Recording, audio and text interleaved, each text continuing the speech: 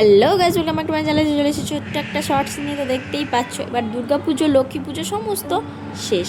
এবার মা কালীর আসার পালা।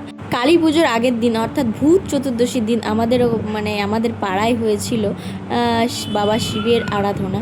তো দেখতেই পাচ্ছ বাবা শিবকে এই বছর খুব ধুমধাম করে তোলা হয়েছে।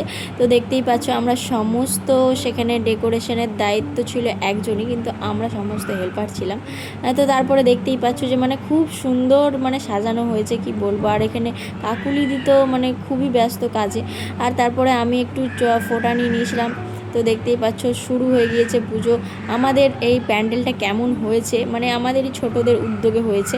তো কেমন হয়েছে নিচে কমেন্টে অবশ্যই জানাও। এটাই প্রথম, এর পরের বার আরও সুন্দর হবে, তার অপেক্ষায় তোমরা থাকো।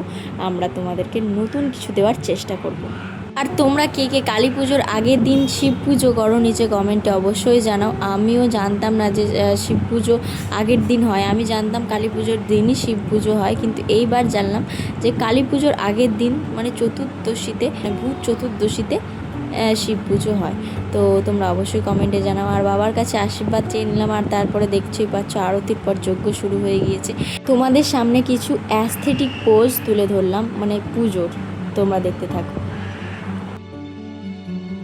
তারপরে যজ্ঞ শেষে ফোঁটা নিয়ে নিয়েছিলাম। আর এদিকে গুলুকে দেখছো, হাই করার টেকনিকটাই ওর আলাদা হয়ে গিয়েছে। তারপরে দেখতে পাচ্ছ যে আমরা সেখানে অনেক রাত 12টা বেজে গিয়েছিল পুজো হতে।